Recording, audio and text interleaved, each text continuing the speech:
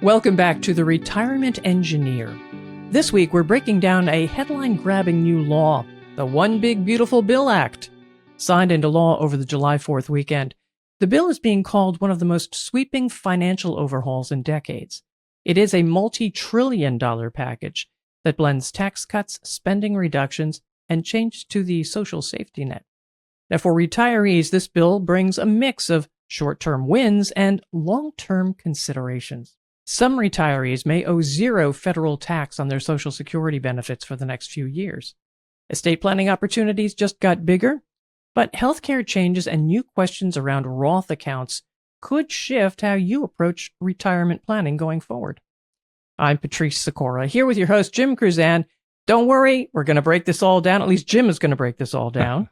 What's changing, what's staying the same, and how to think about your retirement strategy in light of the new law. Jim, good to see you again. It's been a while. It has. It's good to see you too, Patrice. All right. Well, let's start with the headline grabber here. Yeah. The new senior deduction. What is it? Who qualifies? And how does it change the tax landscape for retirees? Yeah, it certainly for many will be a big issue, at least for the next 4 years. Remember, this is one of those changes that is not permanent. It'll be with us this year, next year, the year after, and 2028 as well. So for the next 4 years, it can provide a pretty significant benefit. This goes back to the campaign trail when now President Trump suggested, hey, let's make Social Security tax-free. Well, it's not exactly tax-free to everyone, but it may very well include a significant number of people to the point where it will be tax-free. And what it is it's just an enhancement to the standard deduction. So we all know we have a certain deduction that we can apply against our modified adjusted gross income, and that then becomes our taxable income. Well, this is an additional amount, and it's available not to everybody who's on Social Security, but to those individuals who are age 65 and older. And the additional benefit is $6,000 per person or $12,000 for a couple. And you would take that as a additional deduction, reducing further your taxable income. Mm-hmm. They're saying that if you look at the entire Social Security landscape, about 88% of those who receive Social Security may very well find that in retirement that they're at a 0% federal tax rate. And the reason for that is, for the vast majority of Americans, the largest percentage of their taxable income happens to be Social Security. And with this additional $12,000 on top of a standard deduction, that's pretty close to $30,000, it pretty well wipes out most Social Security benefits in terms of taxation on those. Couple things to remember. It's not for everybody. It's those over age 65. And there are also certain income requirements as well. For example, there's a phase out, and it has to do with the amount of income you have. For individuals, the phase out starts at $75,000 and it continues to increase. And essentially, you have zero benefit if you have $175,000 of taxable income. And for those of us who file jointly, the phase-in starts a little over $150,000. And by the time we get to $250,000, you again have completely phased out the benefit. So how do we use this? Well, it now requires us to think a little bit more strategically. For those of us who are underneath that threshold and we're of that age, and we may have been thinking about taking Social Security, we may really want to take a look at the other assets and see if we can structure cash flow from those, allowing us not to necessarily turn on Social Security, because turning it on may very well shoot us above that modified adjusted gross income limit, denying or restricting some of the benefit we might get. And it's substantial for a couple filing jointly. Over the 4 years it's available, it's darn near $50,000 of taxable benefit. So it's worthwhile seeing if there's any possibility of including that and adjusting income to make sure that we can take advantage of it. It also expires right now in 2028. So how do you plan for that? Right. So there's a limited window. And again, if it's available to us, we take it. But more than likely, if we have the ability to structure income around that, after 2028, we may very well not have to worry about what income structure we have. So the idea is, I guess, if you were over 65, haven't taken Social Security, you may, and you're within that threshold, you may very well want to wait until 70, kind of outside of that 2028 window before you start applying additional taxable income to your cash flow. Okay. Well, what about those RMDs, required minimum distributions? Did this change that we've got this sliding range of ages right now as it is? Right. Or is that affected at all? It actually, based on the One Big Beautiful Bill Act, it does not. What the bill did do, though, is it said they're going to have Treasury start to take a look at and think of RMDs as it would relate to Roth IRAs and large 401k IRAs as well, large 401k Roths as well. Okay. So the idea is, maybe at certain income levels, we may be required to start taking some of those RMDs. Right now, as you know, if you have a Roth IRA, you're not required to take an RMD. If you were to pass that on to next gen, they are required to take RMD. Well, now maybe at certain tax rates, certain income levels, the government's going to say, look, you're not going to defer this forever. Let's start taking it out and spending it down. Does that make that may very well be the case. Would that make a Roth less attractive? It could. Certainly when you calculate the break even, if I'm doing a conversion and taking it out of an IRA, paying the tax and rolling it into a Roth, I'm expecting that I'm going to not only save a bit on taxes currently than what it would be in the future, we hope, but also I'm getting this tax-free compounding for all those years. And that in and of itself is a benefit. If that now is modified or reduced, we may not get the same oomph out of paying those taxes up front because we're being denied some of the tax-free growth in the future. But the other thing to consider is the One Big Beautiful Bill didn't really change anything from the Secure Act 2.0. And the Secure Act 2.0 really made a lot of really interesting changes. So you talk about the adjustments to when one has to take RMD. To make sure everybody's on the same page, best way to think about it, if you were born in 1959 or earlier, you got to start taking your RMD at age 73. If you were born in 1960 or later, you have until age 75 to take to start taking your required RMD. So that in many cases provides quite a bit longer period of time to accumulate. And there are a lot of people who still aren't aware of that. In fact, we had a client the other day that came in and we were talking about RMDs in the future, and they were still under the idea that they had to take it at 70 and a half, not literally 73. So that provides a lot of additional planning opportunity, which is really quite nice. The other thing to consider is they indexed the qualified charitable deduction. So now that's a $100,000 a year, and that starts actually at 70 and a half. So you can actually start that regardless of when you are taking your required minimum distribution, and that's important. The other change that isn't in place today, but it's something we're all going to need to be aware of for next year, is for high earners. and that's defined as folks with 145,000 or more of income, starting next year, 2026, if you're making catch-up provisions to your 401k, those have to be done on an after-tax basis. You can no longer defer those and defer the taxes into the future. So for those of us who are age 50 and older, we have up to $7,500 of catch-up.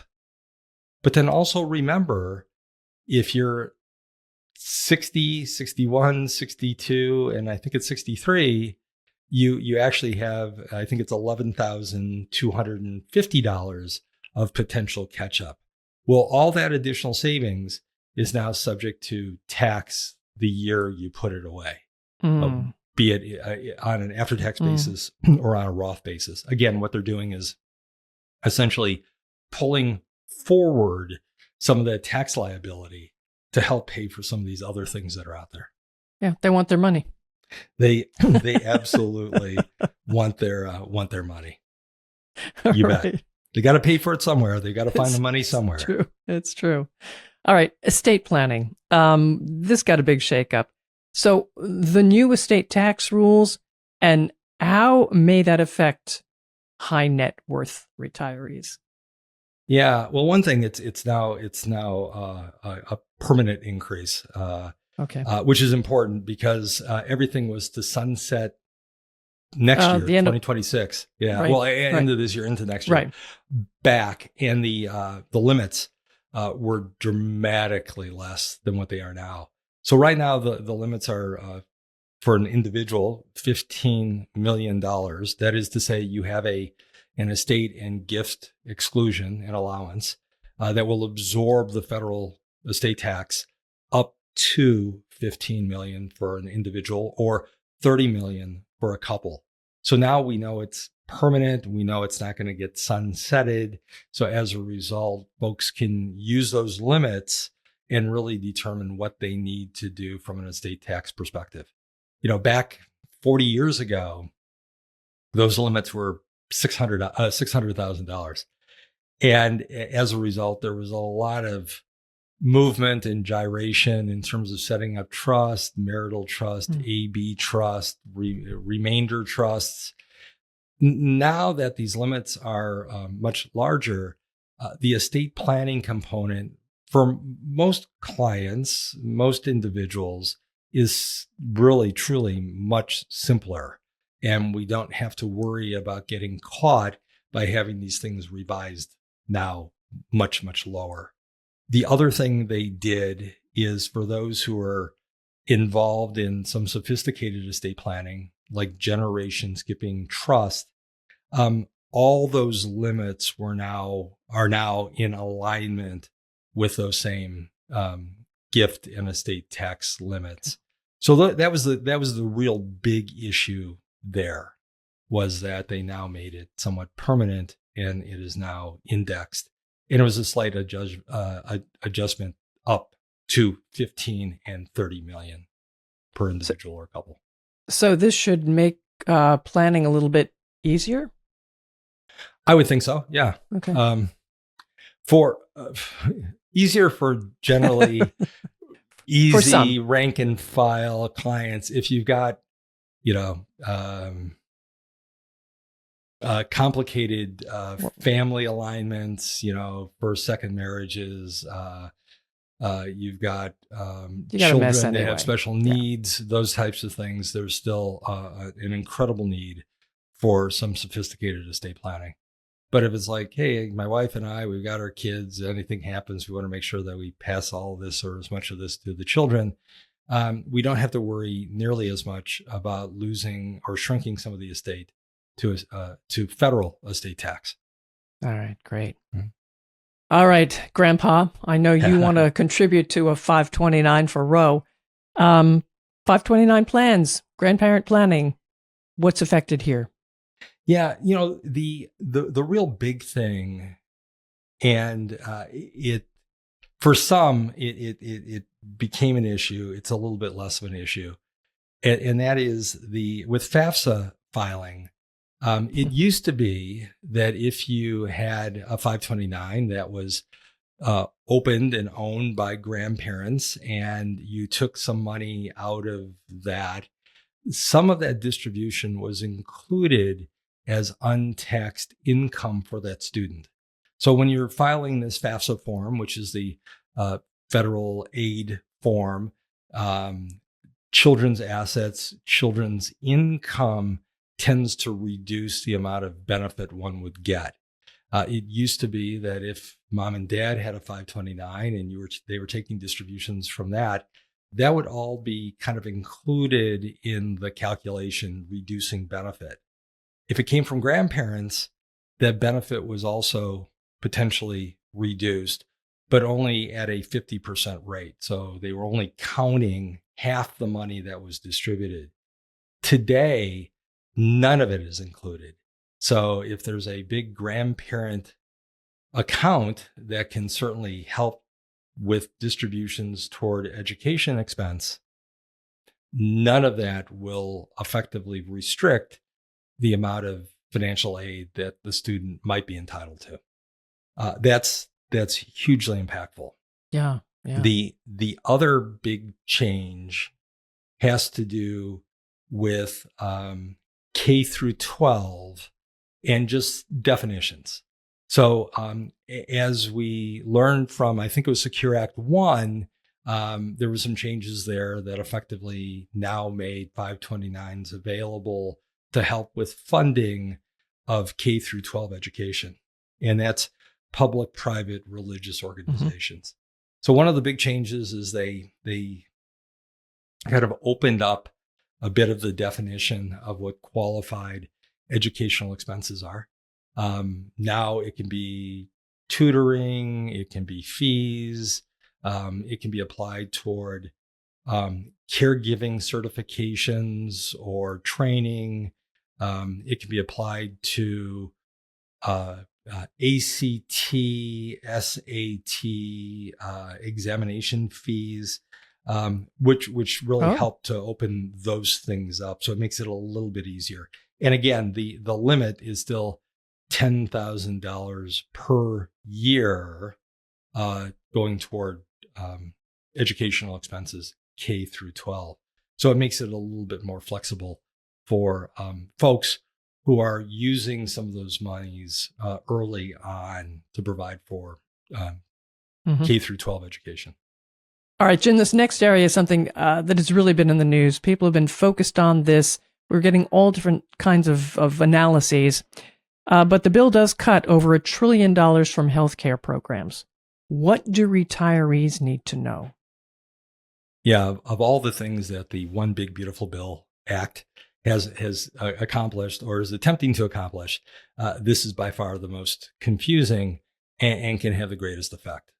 I know in retirement planning, when we talk to clients about the migration from being fully employed to eventually going on Medicare or plugging the gap with the ACA, the Obamacare portal, it's really quite confusing. And for many, it's somewhat of a big surprise of what the cost is to maintain that kind of healthcare. This undoubtedly may, for many people, make it even more expensive and certainly a bit more confusing. Of everything I've read, and I've tried to read kind of both reviews of this, both sides of the aisle, it's really polarizing as to what the expectation is. We know that Medicare, to a large degree, is really not being touched. A lot of the heavy lifting is being done on Medicaid. And the expectation is they're going to, over the course of the next 10 years, reduce about $1 trillion of cost and expense. And that's a direct result, they hope, of eliminating about 10 million folk who are on Medicaid or receiving some degree of Medicaid benefit today. Now, depending on who you read, they're saying, well, a lot of this will be taken care of because we're simply going to reduce fraud. We're going to get rid of folks who are on it that shouldn't have been on it in the first place. We're going to have validations, people who are on it that are able-bodied. And that would be those outside of being totally and permanently disabled. They would need to either have a work requirement or they would have to show that they're matriculating at school, at least on a part-time basis. The big concern with Medicaid is there's going to be some serious cuts at the federal level, and they're going to push a lot of that down to the state level. And the question is whether the states have the bandwidth and the capital to be able to plug those gaps. So one of the areas that seems to be quite vulnerable, we'll see what that looks like, is healthcare as it relates to rural areas, and what impact that might have on folks and on retirees. From a planning perspective, there are also some changes that are going to happen with Obamacare. Right now, there's a fairly sizable government credit that's applied to the premium cost. And that credit is income based.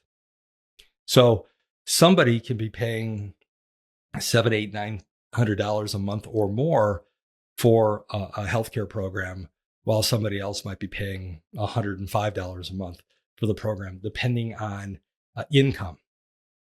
There hasn't been a whole lot of validation being done on those who have elected or identified that they're in one income group or another. So there's going to be much more screening, much more validation. There will be even more difficult hoops to be able to secure, to be able to get this healthcare coverage, and more than likely it'll become net more expensive to more people, because the degree to which we've had this supplement, more than likely that supplement amount is being eliminated or reduced. So we would expect a higher degree of cost there. I was looking hard for a plus. What's the one thing that we can agree seems to be a good thing? And there aren't many, to be honest with you. The only thing I could come up with in reading through this was if you are on the Obamacare program, one of the programs, and your coverage selection is considered a bronze plan. And for those listening, there are generally multiple plans available depending on your location in the country, offered by multiple insurance companies. And they all generally are structured like a bronze, silver, gold plan. Think of kind of low end, medium coverage, high end, and they vary in cost and certainly in coverage. So on the lower end plans, bronze plan or a catastrophic plan, which is a really stripped down, low cost healthcare program, both of those plans now qualify as high deductible plans, to which, if you were inclined and you were on that coverage, you could make HSA contributions. Prior to, that was not the case. So the idea is, if you're not Medicare, you're on this type of a plan, you can use that plan to qualify for HSA contributions. So it's a way that people can put a little bit more money away to cover some of those healthcare costs. As far as planning, we're planning somewhat the worst when we talk to clients and we look at ACH portals. We're planning within the hardware, the report out, the retirement plan. We're assuming that the cost is actually the premium and not necessarily what the net cost is now because of some type of a discount, because we're not sure whether that discount will remain in place or not. Okay, so that's a lot to digest there, Jim. And then there's one other topic to touch base with here. Many of these really big tax breaks expire. We mentioned this briefly at the beginning. They expire in 2028. Well, let's not get political here, why it's 2028, but what should retirees be thinking about? Because here you're going to do all this planning, but after, 2028, you may be planning again. Right. It becomes certainly a cottage industry for those in the planning business because we have to revise. Although really it shouldn't really change the way we're servicing clients, because the expectation is we're meeting with folks a couple times a year anyway and kind of reviewing where things are and looking at other adjustments and changes that might be happening within their life or their health or what have you. So a plan is never set in stone. And as a result, this is just now some outside influence that will require us to kind of tweak this as well. So I guess the old adage, what is it? A bird in the hand is worth two in the bush. So if we are in a situation today, even though it's somewhat short and limited, and we have the ability to take advantage of some of these benefits, it probably certainly makes sense to do so. With the full knowledge that many of these things will go completely away or get phased in. So let's just talk about a couple. And really, if you consider what this segment or category is, it's kind of a catch-all, because there were a lot of other little things that were talked about on the campaign trail that they tried to settle up through this bill. One of the big ones, not really a retirement issue, but it certainly affects those who are retired, is the SALT, or the state and local tax deduction. Remember that? That was a big deal. Yes. And that was also very political as to who wanted it and who didn't want it, et cetera. Well, it was $10,000, which wasn't really a whole lot of money if you had multiple homes, and especially if you were living in, as you do, in New Jersey or New York or California. Right. That was just a drop in the bucket. So when that went into effect, the vast majority of tax filers just simply took the standard deduction because they really didn't have anything else to really itemize as you would by declaring a state or local tax, because it was so limiting. That has now been increased to $40,000, which is it's sizable, a fourfold increase. So I suspect that we'll see an increase in those who are actually filing the longer form as opposed to simply taking the standard deduction. By the way, that one fades out in 2030. So it's not a 2028 drop. But there are others. And a lot of these, again, were kind of promises kept because of the promises made on the campaign trail.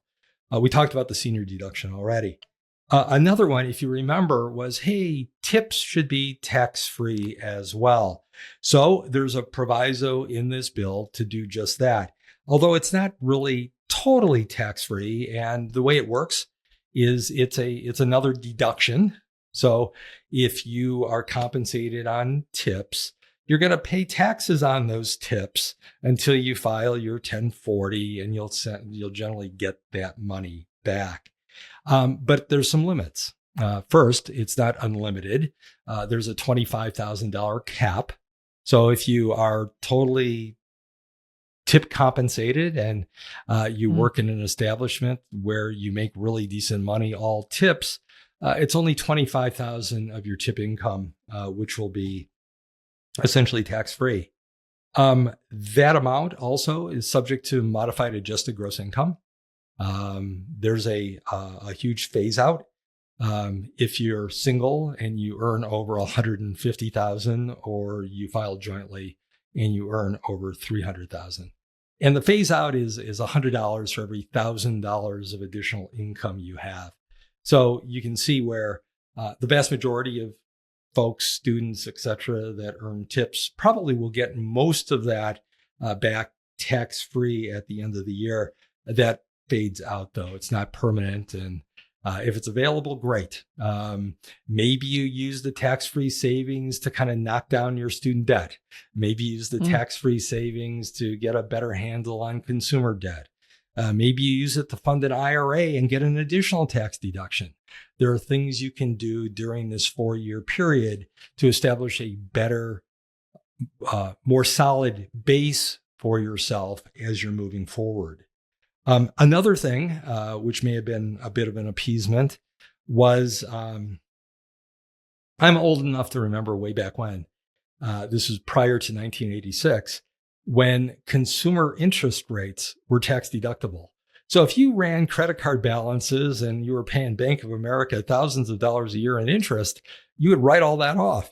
That went away with the Tax Reform Act of 86, Ronald Reagan. This is the first time we've had any consumer debt other than mortgages be considered tax deductible. So beyond tips, another promise made, now promise kept, was overtime. Those who work beyond 40 hours in establishments that would have to pay an overtime rate. And generally overtime is, 1.5 times weekend preference. It's more than that. So the thought was originally, the promise was, hey, that should be tax-free as well. Well, it's sort of tax-free somewhat. Once again, there's a limit to this goodness, and it's $12,500. That's the most overtime income you can have that would be tax-free. And once again, it's an additional deduction that you would take. And it's also subject to caps. And the cap is, if you're single, it's $150,000. And if you're a married couple, it's $250,000. And there's also a phase in beyond that, which is essentially 10 cents on the dollar, or $100 for every $1,000. So again, if you're close to retirement and you're in a career where you do have the ability to take overtime, it may very well make sense to take some of that overtime, use that tax-free income to support other retirement-based savings, mop up some of the debt you have so that you're entering retirement with less overhead, with maybe more capital that's a bit more diverse. So we have different buckets of assets that would carry with it different tax loading. Certainly makes some degree of sense. And again, like all these good things in this bill, that goes away in 2028. So, for those of you who are close to retirement, and you're like, I just wish I was able to save a little bit more, and you're in a position where you do get paid overtime, you may even want to consider, hey, why don't I just extend my work a little bit longer to take advantage of this and then retire out thereafter. So that's something to consider. An appeasement to the auto industry, which is kind of interesting. We can now deduct interest on car purchases. I can remember back I was practicing back in 86 with the Tax Reform Act, and that was the first time that that you couldn't write off consumer debt. Prior to that, if you had big balances on credit cards or lines of credit, or you took cash withdrawals on credit cards or any of those kinds of things, you could write off the interest. And it generally made that type of consumer debt, although it was expensive, a little bit more usable. Obviously, there are good reasons for not writing it off and not having that available. But just the same, it hadn't been for decades. And now, if you buy a new car, you can write off a certain portion of interest. And again, it's not all interest, and it's not all vehicles. What it is any vehicle that would be car, van, pickup, motorcycle, scooter, anything that would have a gross vehicle weight of 14,000 pounds or less. That by definition is considered a light duty vehicle. And you can write off up to $10,000 per year of interest. That's sizable. Again, there are also some income caps for individuals. It's applicable if you have adjusted gross income of 100,000 or less, couple 200,000 or less. And then there's a phase out. So if you're single and your income's 150,000 or more, forget it. You don't get the deduction at all. And if you're a joint couple filing jointly, if your income is 250,000 or more, you don't get to write it off either. So we'll see what that looks like. It will probably, in some way, shape, or form, boost some part of auto industry sales. Where I kind of see more of that is maybe the used car market, doing car funding through credit unions. It's now a way I can maybe afford a car. I wasn't able to afford a car before, and now I can get one. I can make payments, and I'm getting a little bit of relief with respect to my payment. Got it. So that's certainly interesting. Beyond that, with respect to not so much retirees, but households, there's a child tax credit that got bumped up a little bit. It's now $2,200 as opposed to $2,000, and that's phased out at $200,000 and $400,000 of income, depending on single and joint. And there's also a child and dependent care credit, still 50% of that cost. Sadly, the phase out there is single, $103,000, joint, $206,000. So those things are certainly available. So bottom line, what does that mean? Well, as we're planning and as we're discussing things with clients, first, be as open as you can with the advisor. If you're thinking about replacing a car in the next couple of years, let them know. If you're thinking about retirement in the next couple of years, make sure you let them know, because there are certain things that we may or may not be able to use. And there's certain things that we might need to reconstruct to create cash flow now that would then need to be reconstructed and changed after these things sunset out. So it's certainly, if anything, extremely important to sit down, review the plan, review what areas you may or may not qualify for, and see just how close we are to qualifying and what adjustments we can make to ensure that you're getting some of these benefits while they're here to be gotten. A lot to digest, as I said before, Jim, but thank you so much for this little primer here. And as we've seen, this one big beautiful bill does bring a mix of new opportunities and considerations for retirees, as well as those approaching retirement. Some of the provisions could create planning advantages. Others may require a closer look at how they fit into your long-term strategy. So as always, it's best to speak with your trusted financial, tax, and legal professionals to determine just how these changes may or may not impact your plan. If you found this episode helpful, please subscribe so you don't miss future episodes. And of course, share it with someone who could benefit. And follow @Kaydan Wealth on social media. Let us know what you think in the comments. Your feedback and topic suggestions help us improve and make a bigger impact. And thanks for being with us. Thank you for listening to The Retirement Engineer with Jim Kruzan. Click the follow button to be notified when new episodes become available. Visit our website at www.kaydanwealth.com or give us a call at 800-638-6900. The information covered and posted represents the views and opinions of Jim Kruzan and this episode's guests, not necessarily those of Kaydan Wealth Management. The content has been made available for informational and educational purposes only. The content is not intended to be a substitute for professional investing advice. Always seek the advice of your financial advisor or other qualified financial service provider with any questions you may have regarding your investment planning.